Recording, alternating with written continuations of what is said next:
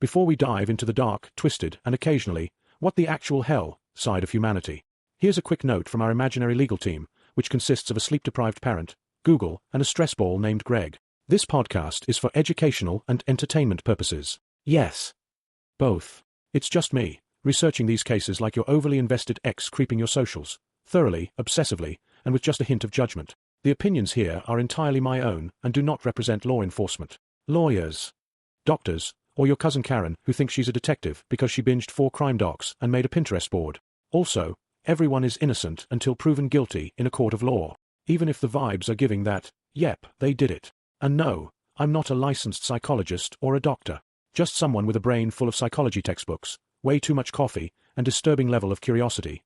And sometimes, there's a handsome guy who's mostly here for the snacks and the dramatic one-liners. So do your own research. I'm here for insight, empathy, and storytelling. Full disclaimers in the episode description.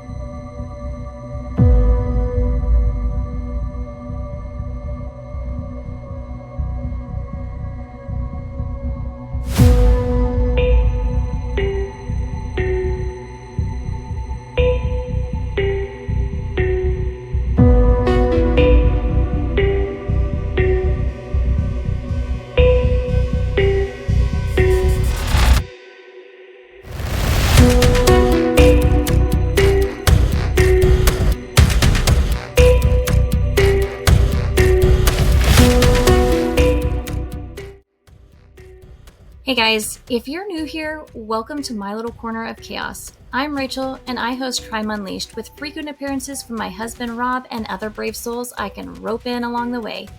This is what I do at night, instead of sleeping like normal people. So, you bring the snacks, the blanket, and your favorite drink, and I'll open the case file. Let's go. Before we start, a content trigger warning. This episode includes graphic descriptions of sexual assault, extreme physical violence, disembowelment, attempted murder, and psychological trauma. It also contains discussion of survivor experiences and medical details that may be disturbing to some listeners. Listener discretion is strongly advised. Please take care of yourself.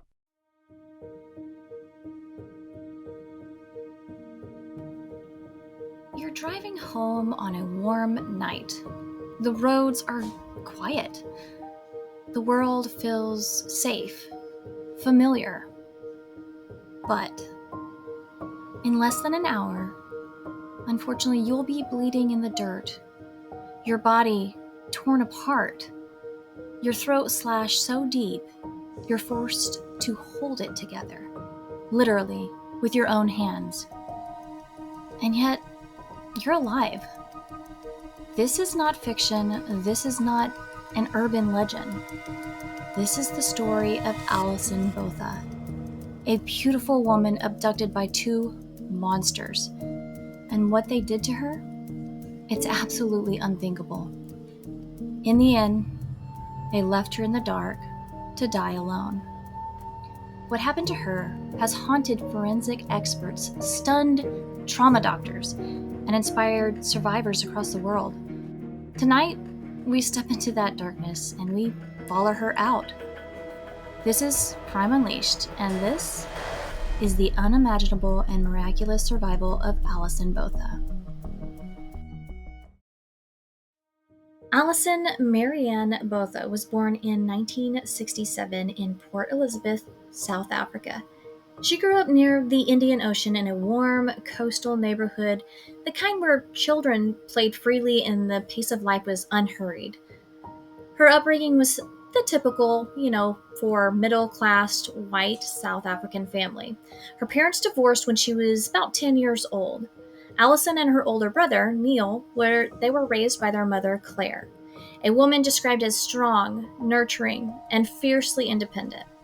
That early family structure may have planted the first seeds of emotional resilience in Alison, something that would later become essential to her survival. But if you ask me, that strength, the strength that she got, didn't just come from circumstance. It sounds like she inherited it from her mother. But Despite the divorce, her childhood remained relatively stable. She was bright, social, and well-liked, and by her early 20s, she had grown into a warm, kind young woman with a future wide open in front of her. It was late afternoon, around 5 or 6 on December 18th, 1994. It was a warm, sunny Sunday in December down in Port Elizabeth. Just a quick note in case you didn't know, December is summer in the Southern Hemisphere, and South Africa experiences some of its warmest weather during this time. Port Elizabeth, now called Quibera, I probably got that wrong, but it was no exception. It was warm in December, so that's why they were at the beach. Alison was 27 years old and had spent the day at the beach with friends, relaxed, sun-kissed, and winding down before the start of the new work week. She loved days like this, being surrounded by close friends, laughing, talking, and soaking in the sun. It was beautiful, carefree, and it felt safe. Around 8 p.m., she headed home. And that evening, she dropped a friend off and then headed back to her own flat just a few minutes away, expecting nothing more than a quiet night in. But when she arrived, someone had taken her usual parking spot. A small annoyance, she later mentioned. It forced her to park just a little further away from the entrance, where it was pretty dark down there. And like most people would, she brushed it off. She was tired. It was dark.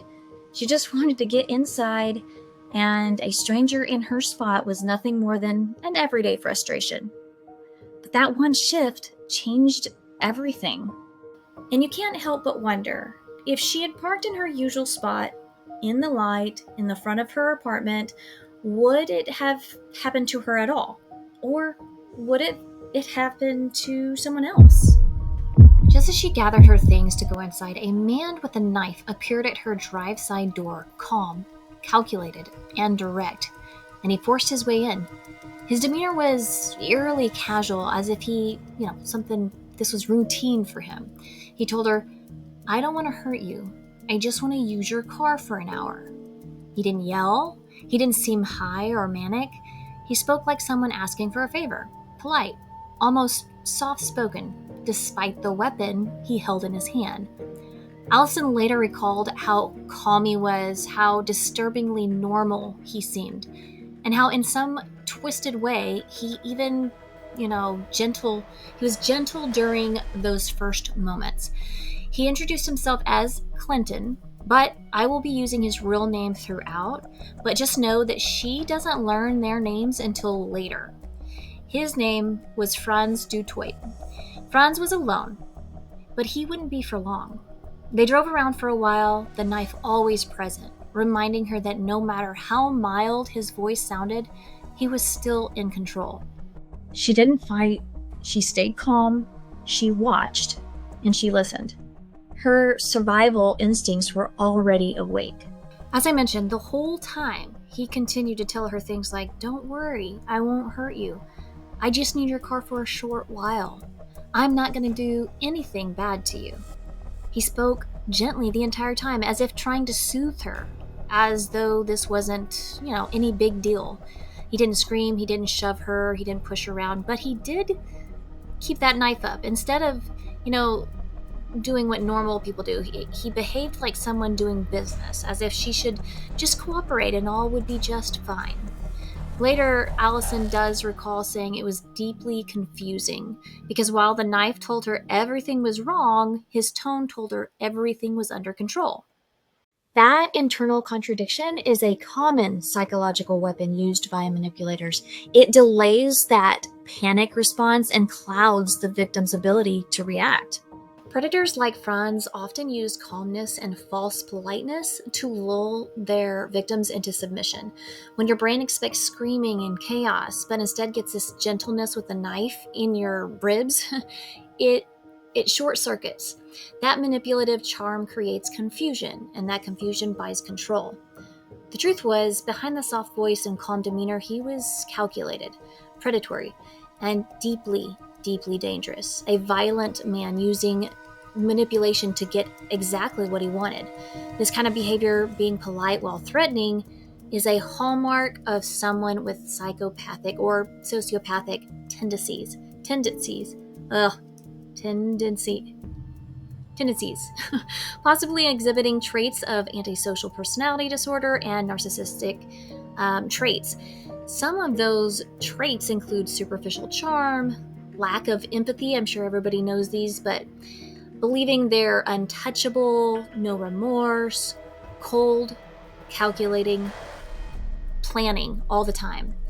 That is some traits that is common with people like him. So, do you think he intentionally made her doubt her instincts? I do. Absolutely. And that's what makes it so terrifying, because if your gut says danger, but the man is smiling and kind, your survival response delays. And that delay, that's all he needs. But after forcing Alison to drive under his instructions, the man told her to pull over. And that's when he picked up the second man, Tien's Kruger. He slid into the back seat directly behind her, and right away the energy shifted. When the first man he'd been calm and disturbingly polite, Kruger was cold, cruder, darker. He didn't bother pretending. He didn't use charm. His presence felt immediately more violent, like the mask had already fallen off. Alison later said that she could feel the difference between them immediately. Franz had manipulated with a false gentleness. Kruger, he didn't pretend. The contrast was terrifying, like being caught between a predator who studied you and another who just wanted to destroy you outright. From a psychological standpoint, Alison's brain would have gone into hyperarousal mode, a state often described as a fight, flight, or freeze. She later described being hyper-aware of everything, the smell of the men, their tone of voice, the way the knife felt against her skin. Her survival instincts had kicked in, but she didn't scream or resist. Instead, she complied. Why? Because the brain, when overwhelmed with that threat, often chooses the path of least resistance, path of least harm, submission for survival. This is a well-documented trauma response known as fawn, or tonic immobility. When victims appear calm, quiet, even cooperative, though they're psychologically dissociating themselves to survive, really. Alison later said that she believed if she could just stay calm and be smart, she might live. The car rolled through the dark streets of Port Elizabeth, quiet but tense, and as I mentioned, Alison was literally sandwiched between the two men. Franz was in the passenger seat in the front, calm and oddly conversational, and Tien's was right behind her in the back seat, silent but menacing. The knife was never out of reach. Every breath she took, every turn they made, was a reminder that this night would not end very well, not end normal. But they didn't scream at her. They didn't beat her. Nope, instead they started talking to her. They asked her strange, mundane questions about her life, about where she worked. Franz even joked a little, trying to keep the tone light, almost like they were friends out on a night drive. Alison later said that she responded because she thought it might keep them calm. But she didn't beg. She answered politely. She asked them not to hurt her, but her mind, it was racing. She began to strategize internally, asking herself what she could remember about them, what they looked like, what they smelled like. She looked for identifying features, thought about escape even. And then she made a decision. She told herself, if I die tonight, I want them at least to know I fought, that I mattered, that I wasn't just another girl. She committed to remembering everything, their faces, their voices. They had not said their names yet, but she listened for them, because if she made it out, she wanted to be able to give someone every single detail she could find out about them. And at some point, she even asked them why they were doing this. One of them, most likely Franz, told her, quote, We want to teach someone a lesson. Chilling, vague, and devastating. And honestly, I don't even know what that means. Who? Who do they need to teach a lesson to? But together they drove her to she drove to the outskirts of Port Elizabeth. Eventually, the city lights faded behind them, and they got to a deserted area known to locals as a dumping ground. And it's an open stretch of kind of bushland and beach, a place where no one would hear her scream. The car slowed, gravel crunched beneath the tires. There were no lights, no houses, no chance to have anybody come and help. And that's when everything changed. It's around 9 p.m. at this point. And this is where it gets graphic. But her survival, her fight, is so miraculous, it's imperative that we go through what happened, gently, respectfully. Because what was done to Alison Botha wasn't just evil, it was inhumane. When they arrived at the deserted patch of bushland, they told her to get out of the car. She hesitated, but she knew better than to run. One of them said something chilling. "Take off your clothes." Remember, they told her they wanted to teach someone a lesson. They never said who, they never said why. And at some point during this torment, she heard their names, Franz and Thiens. They spoke to each other casually, using first names like this was just another night together, like she wasn't even human, like they already knew she was going to die, so it didn't matter. Then they took turns raping her inside the car. It wasn't fast and it wasn't quiet. But first, it was Franz. After he was done, he asked Thiens if he would like to have sex with her. Thiens stated that he didn't want to have sex, he wanted to F her. You can tell the complete difference in these two, but here's what is crazy about Franz. He actually told Thiens not to talk to her that way. She was a lady. Absolutely crazy. But either way, she didn't scream because she knew if she did, it would only be worse. When they were done inside the car, they dragged her out onto the ground. Not to leave her, but to escalate. Beneath her was dirt and dry sand with patches of gritty brush and sharp stones. She was naked and it all scraped against her back and legs. The smell of dust, sweat, and fear hung in the air. And then they violated her again. Once they were done, they stood over her, whispering, discussing, talking about what to do with her. Alison later said that she could hear them debating her fate like she wasn't there. They had used her, and now she was a liability. She believed this was the moment that she would die, and part of her maybe was already gone. Her body was still, her mind numb. She floated in and out of consciousness, but one thought kept piercing through the fog. Quote, "My mom. I can't die tonight. My mom can't lose me like this." End quote. That thought, it kept her tethered to life. Then, they had made a decision. They walked over, and Franz started stabbing her more than 30 times. He plunged a blade into her abdomen and her stomach all over and over and over. So deep, so violent, her intestines were pulled out of her body, which she actually did not know, by the way. At that time, she was in and out of consciousness, and so she didn't realize that that was happening, that her intestines were falling out. But they stood up, thinking they had killed her. But then her leg twitched. So they turned back around, and because of this, Thiens took over.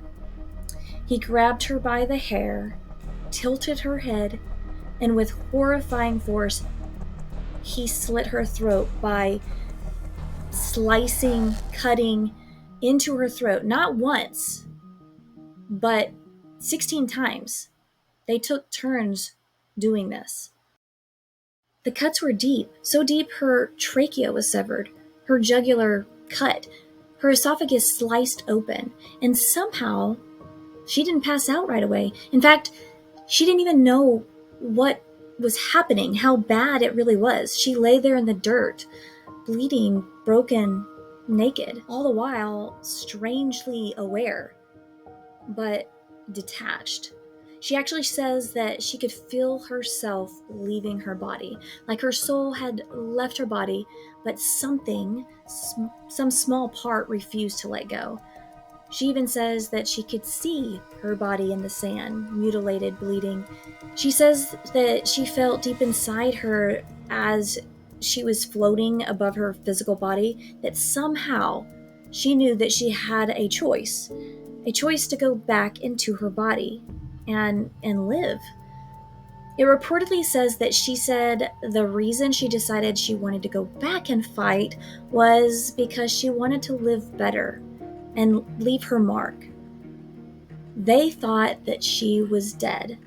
They didn't check and they didn't care. I mean, anyone would think that she was dead. They walked away, leaving her there like garbage. By every medical standard, she should have died, but Alison Botha did not die. At first, she didn't even try to move, though. She just lay there, staring up at the sky, thinking maybe it would be easier just to let go. She was tired, she was cold, she could feel her life slipping away like water into sand. She was still thinking of her mom, and really, that was what changed everything for her. She didn't want her mom to get a phone call. She didn't want her family to wonder if she suffered.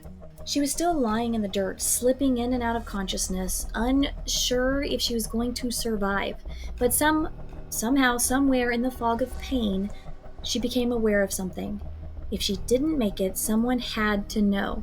If she was going to die, they had to know she fought. Before she even tried to crawl, before she lifted her broken body off the ground, she used her finger, dipped in her own blood, and she wrote their names in sand. Friends and Theans. She wanted someone to know who had done this to her, that these monsters had names. And after that, which touched my heart, I mean, especially since I have children, this really got me. But after that, she wrote one more thing in the sand. I love mom, which in South Africa, like, I love mum. I mean, I could not imagine being a mom myself again. My heart just broke, and I actually teared up when I heard that this is what she had done. This is what she had wrote in the sand. For her and for her mother, my heart was broken.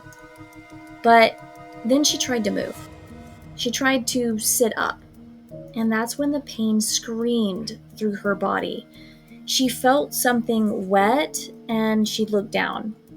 Her stomach was open. Her intestines, like I had said, they spilled out onto the dirt beneath her. Somehow, she reached over and grabbed a piece of clothing that they had taken off of her. Remember, she is still naked. It was a jean jacket, I believe, and she uses it to scoop up her intestines, gently, carefully, from the dirt and sand, clinging to her intestines, and she held them in her jacket. She used one hand to hold her abdomen, and with the other, she tried to rise, and that's when she felt it. Something was wrong. Her head felt off, literally. It was heavy, loose, and when she reached up with trembling fingers, her hand didn't touch the back of her neck. It touched flesh that shouldn't have been there. Her head had fallen back, nearly severed. And the way that it was explained in a couple of podcasts and videos, imagine standing up and seeing everything behind you upside down. Like, her head was hanging on by just a flap of skin. Her muscles in her neck had been cut, so it just it couldn't hold itself up. She was seeing the sky upside down, but seeing everything in the back of her.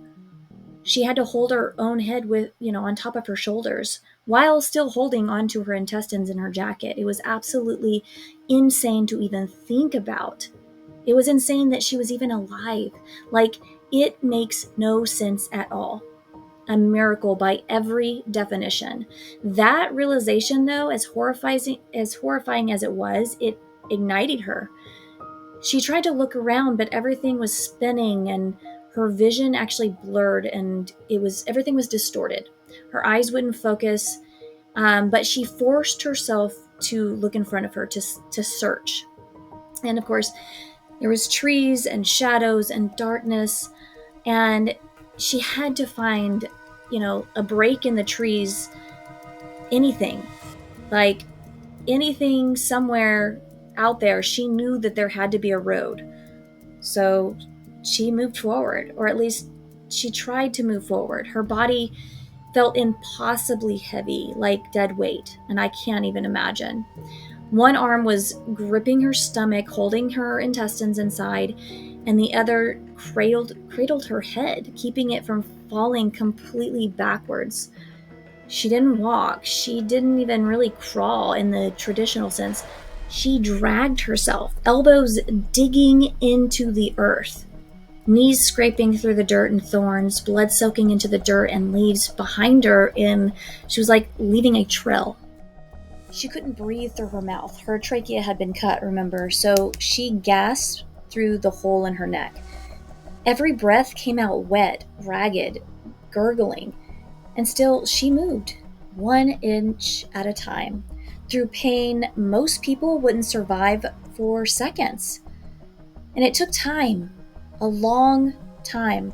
Some sources say she dragged herself over 100 yards, nearly the length of a football field. But for Alison, it may have well been miles. I mean, for anyone, that's a distance. But for someone who was holding her head in place with one hand, pressing her dirty, sandy, bloody intestines back inside her body or in her jacket with the other, and crawling through the dark inch by inch, that's not just strength. That is straight up survival. That's something beyond human. But still, either way, no matter what, the pain, whatever, she just kept going because somewhere there had to be a road. She knew that there was a road. She was going in the direction of where a road would be, because she still had direction somehow in her head where that road. She was leaving a trail of blood behind her, but she knew that there was a road. Her vision, like I said, it was just blurry. Her breath came in, choking gasps through that, through a throat that was barely there. And she just kept crawling. She had to stop more than once. She had to stop many, many times. Her intestines kept falling out, and she would have to pick them back up and put them back in the jacket full of sand, dirt, leaves. And also, people, they had birthday parties and parties there, so they barbecued and they had all these things. So there was not just sand, dirt, and leaves. There was everything. There's barbecue stuff, and so like charcoal and trash, and all of this is going to stick to blood. So she's putting all that back. She had no choice. She's putting it all back. Her body would start to give out, and the world would tilt, and darkness would threaten to take her. But then she'd think of her mother, of her family, and she'd start moving again. And finally, after all of that, she reached the edge of the road. The psychological component here is almost unfathomable. The will to live, the human survival drive, overrode shock, pain, and hopelessness. Her brain, flooded with cortisol and adrenaline, powered her body like a machine. She could not see clearly. She could not breathe, hardly. She says in one source that it was like an angel that got her there. And I believe that. A miracle, an angel. But she was there, on the road. She had made it. This had been hours since her attack. She was exhausted, bleeding, and short of breath when she sees the headlights in the distance. She immediately thought that it might be her killers. That thought must have been absolutely terrifying. And I can't imagine. I mean, just thinking about trying to get help with everything going on and the thought of, just coming up, popping in your head, what if it is my killers? What if it is them coming back around to check?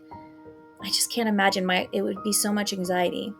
But then these headlights, they just kept going, which is heartbreaking. If you listen to any of my earlier podcasts, there was another situation just like this where a car came up and then turned around and left. What they see standing in front of them was horrific, and they just keep going. And it is sad, and I haven't been in that situation, so I can't exactly say what I would do, but I would hope that I would be the one to do the right thing and help her. But again, then another set of headlights appear, and these headlights had a young vet in there, a young vet student named Tien Eilerd, I think Eilerd, Eilerd. He was driving on that road late that night. From a distance, he saw something strange on the side of the road, a figure waving weakly, arms barely lifting, body barely upright. At first, he wasn't sure if it was even human. He almost didn't stop, but something told him to slow down. And when he got closer, he could see the blood, the torn skin, the way she was holding her head. He immediately pulled over, ran to her, and Alison collapsed into his arms. She couldn't speak, her throat was damaged, but she was alive. And it is reported that this incident changed Tien's life. He was training to be a vet, and when he met Alison, he stopped training to be a vet and instead went into the medical field to be a doctor. And I think that is pretty amazing. And what is crazy is that at that time, there wasn't technology like we have today.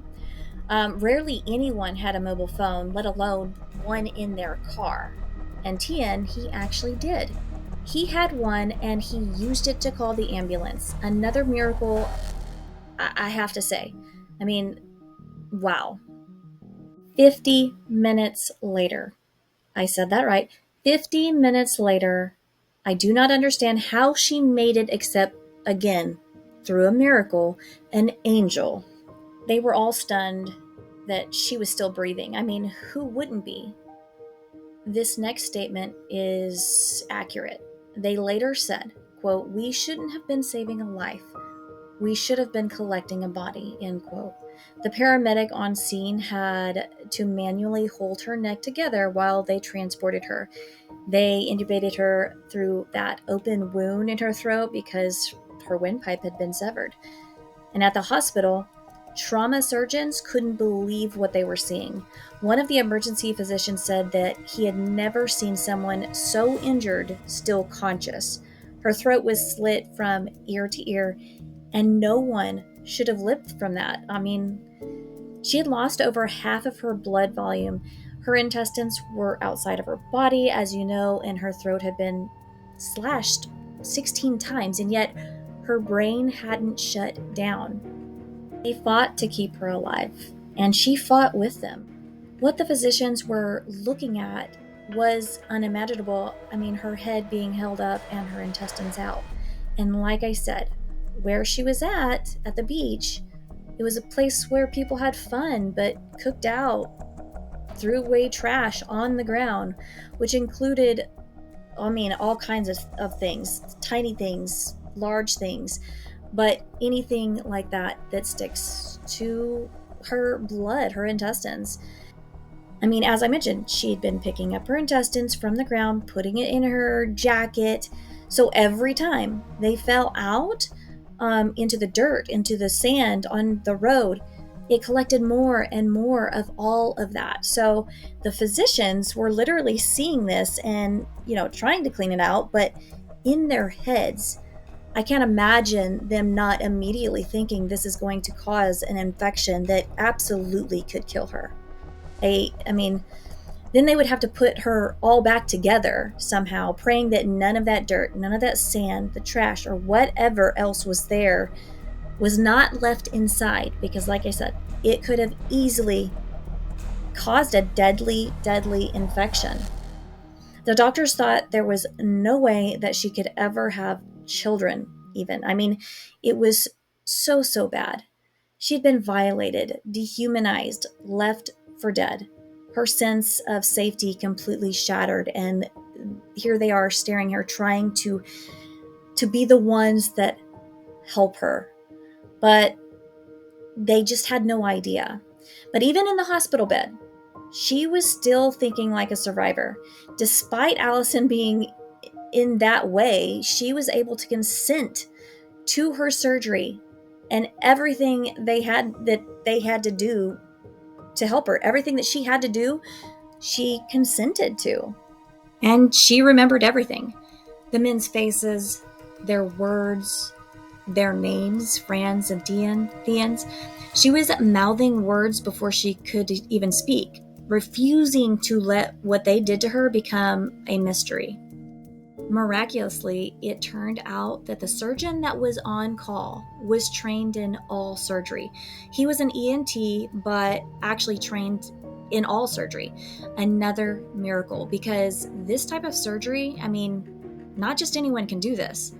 The thoughts that must have been running through his head when he saw her must have been absolutely crazy.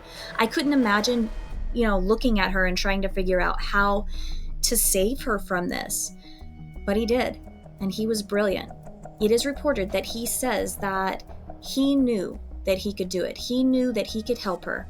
And to me, that's just amazing. Without this surgeon, who knows what would have happened? The ICU stated that, quote, without him, we wouldn't have been able to do it, to save her. And the doctors even state themselves that even being medical professionals and knowing what they know, they believe that this was 100% a miracle, that they were able to even save her. In the following days, the physical pain was unimaginable, she says, but it was the psychological trauma that haunted her the most. Her friends actually had a hard time seeing her like this, but eventually they did rally together and come to her to help her in whatever way they could. But even so, more than that, they reminded her of who she had been before that night. One friend later said, quote, even after everything, she still had that same laugh, that same spark, end quote. When investigators came the following morning, though, it's absolutely crazy because she's alert, awake. She gave them everything that she remembered. And she remembered everything. The men's faces, their words, their names, Franz and Theans. She was mouthing words before she could even speak, refusing to let what they did to her become a mystery. She wanted justice and she would get it. But then the chief prosecutor made a request. He said that for the case to be airtight, it would be better if she could actually say who her attackers were, not just write it down. And to be honest, I think that is some bullshit.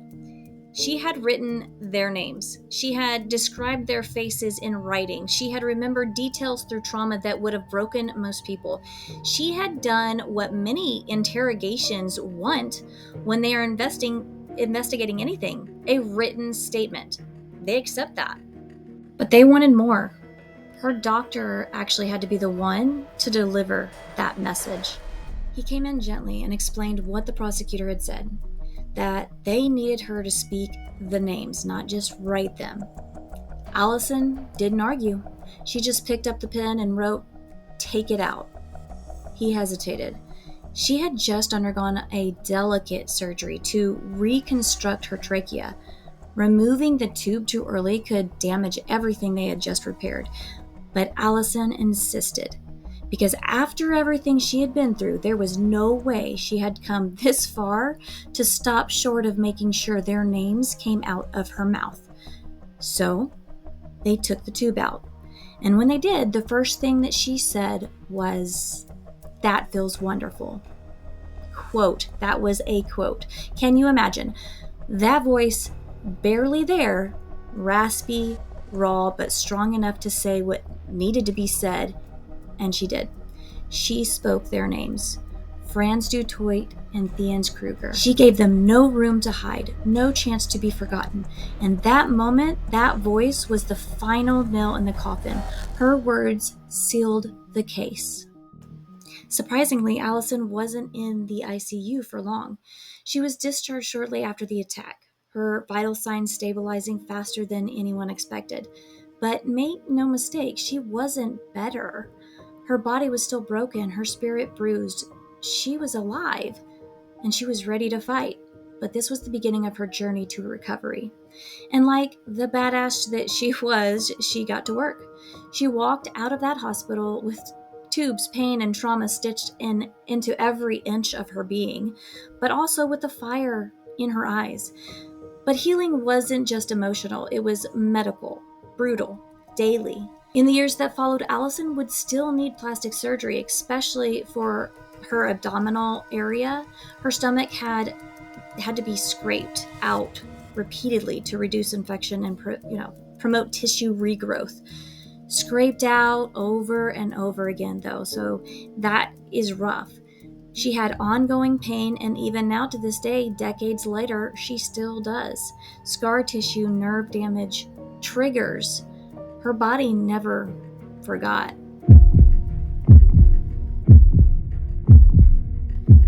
So around December 20th, 21st, 1994, both men, Franz du Toit and Theuns Kruger, were arrested not long after Alison gave their names to the investigators. And when they were taken into custody, they were shocked. Those monsters genuinely thought they had murdered her. They believed they had erased her, silenced her. They left her in the dark, bleeding out in the dirt, fully expecting to walk away without consequence. After all, who survives that? They never imagined that she'd live, that she would remember even, that she'd even speak through blood, through a cut throat, through unbearable pain. But she did. And now they were the ones sitting helpless, caught, cornered, exposed. And as her story made headlines, others actually came forward. Women who had encountered this same men had been actually threatened into silence. They had stories of being followed, intimidated, of chilling near misses that haunted them for years. One woman said that they had threatened her life if she ever spoke, and so she stayed quiet until she heard Alison speak. Alison's survival opened the door for others to come out of those dark shadows. She had done what seemed impossible, not just in surviving, but in speaking. Loudly, clearly, without shame, and in doing so, she gave others permission to do the same.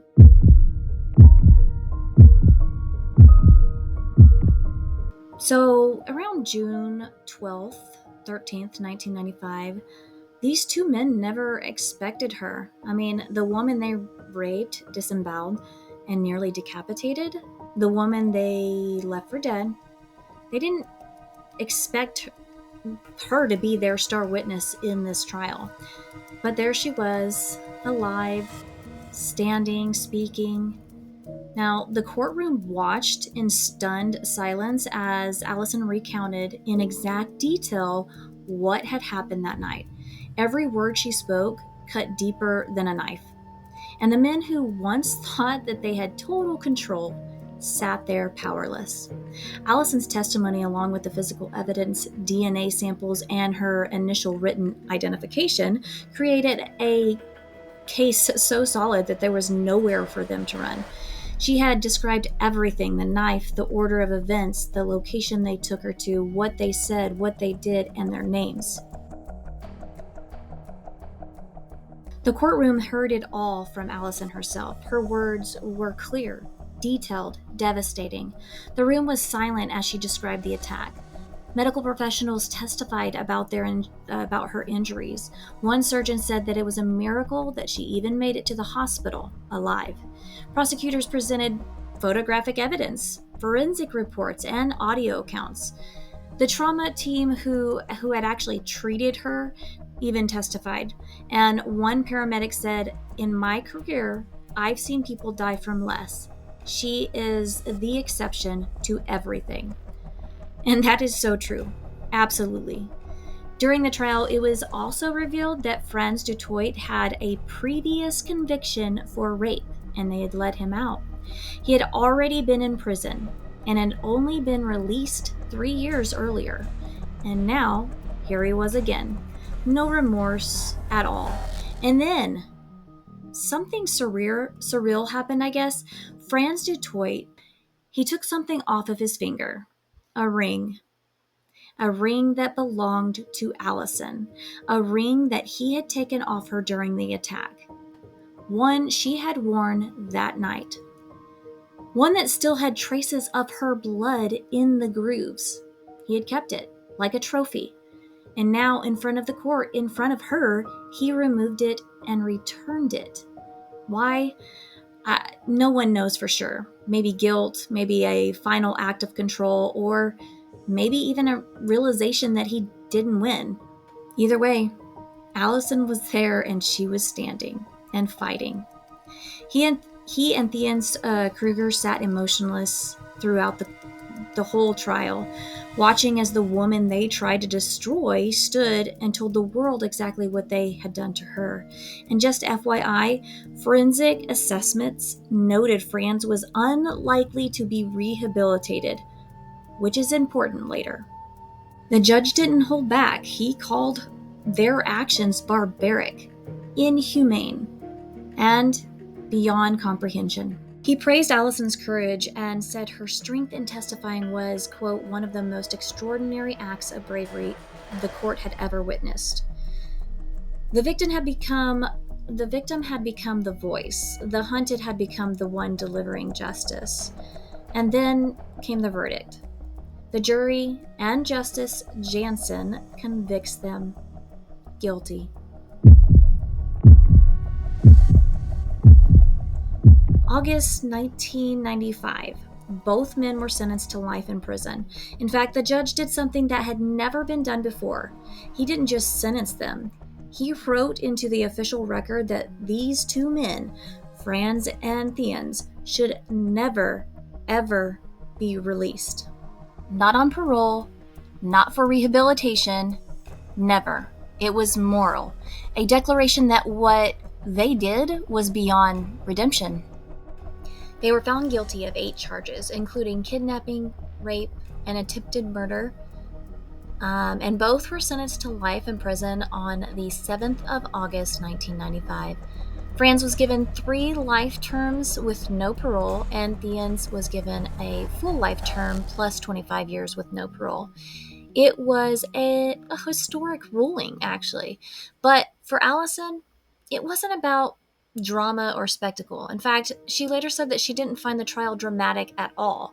What she found more difficult was seeing herself in the media, seeing herself attached to the words like rape and victim, watching photos of her bruised, battered, and exposed body played on television screens. That was the part that hurt. Not standing in front of the men who tried to kill her, not reliving it in court even, but being seen that way by the world. The courtroom was silent as the final ruling echoed across the chamber, and then it was over. Alison watched, alive, standing, unbroken, as the 2 men who tried to destroy her were handcuffed and led away. She didn't flinch. She didn't cry. She watched them the way they once watched her. She watched them as they were taken out of the courtroom, like the criminals that they were. They had no power left.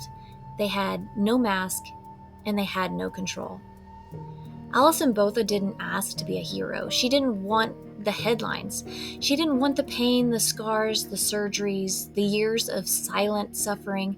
When the unthinkable happened, when evil tried to end her life, she did the unimaginable.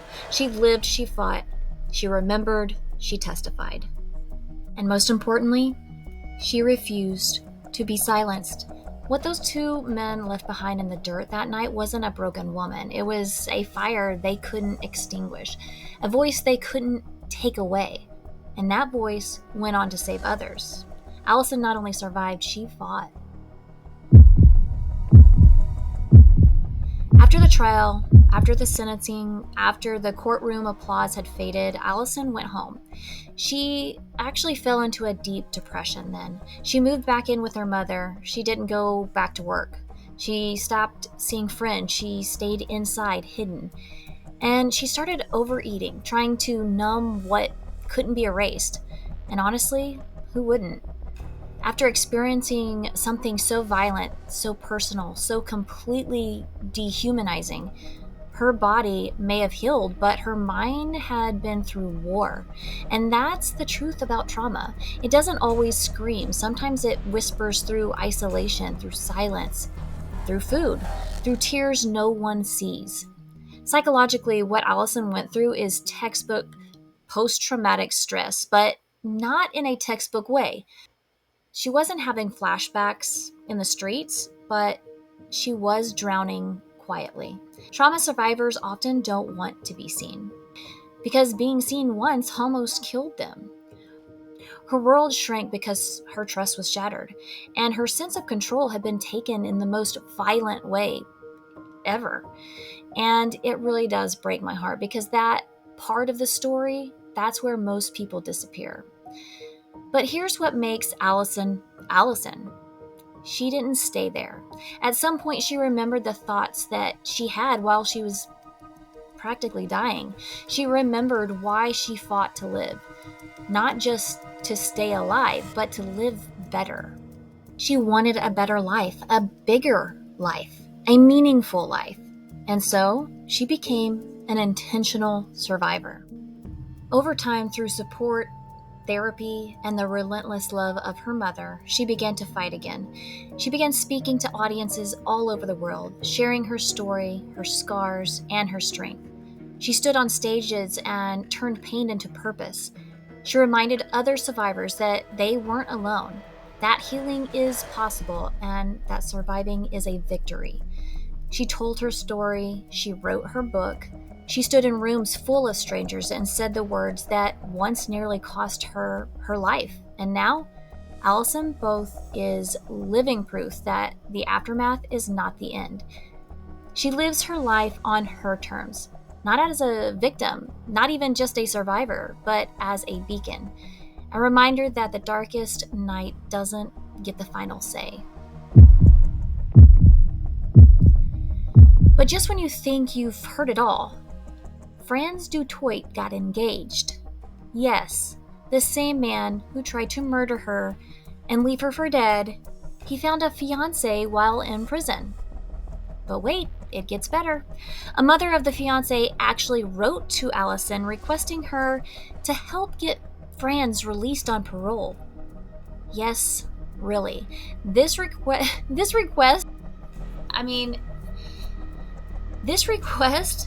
asked her to advocate for his release. I cannot even fathom who has the balls to do that. To get a letter like that, absolutely insane. It's even infuriating.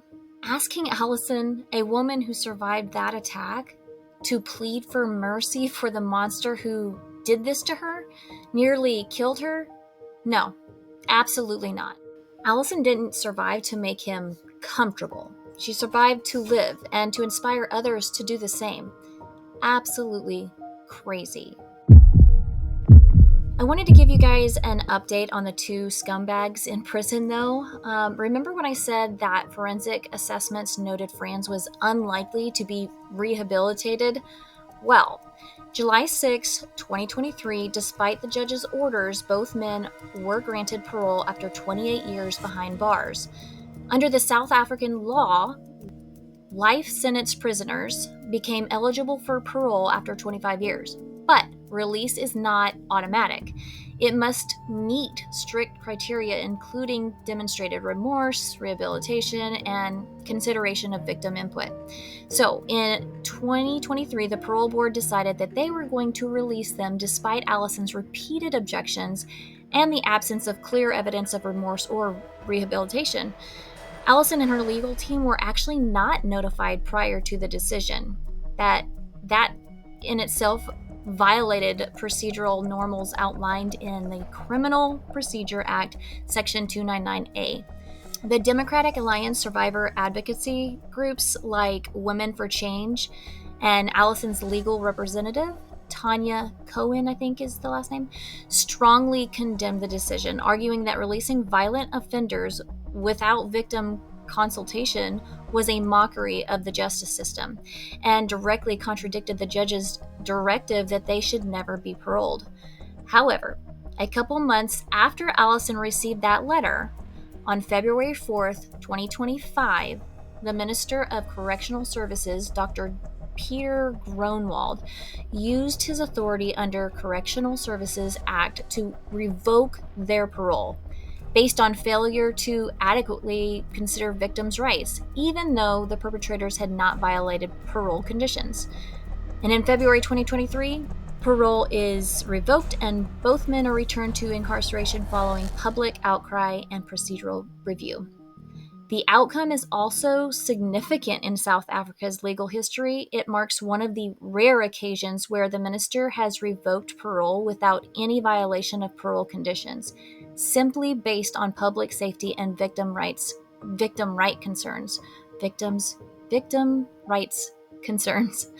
Some say a milestone in how the system can respond to trauma survivors' needs. And now, as of this month, when I am recording this, July 2025, Alison is still active in speaking with her story, and she continues to inspire survivors and press legal change in victim consultation procedures. And her attackers, attempted murderers, they're still behind bars. But still, from 2023 to 2025, Alison had to live with the thought that they might get out. And that is horrible.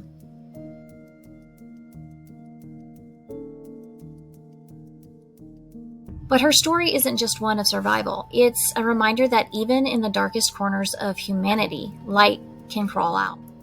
Bleeding, broken, barely breathing, but alive. And that changes everything.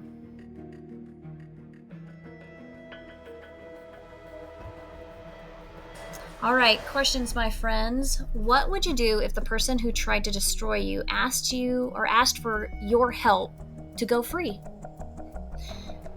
And how do you rebuild a future when your past keeps trying to claim your name? And the last one, when the monsters are gone and the trial is over, who are you when survival is no longer the goal, but the starting point? Let me know what you guys think. You can share your thoughts by tagging me or leaving a comment wherever you're listening. Hope to hear from you guys soon. See you next week. Bye.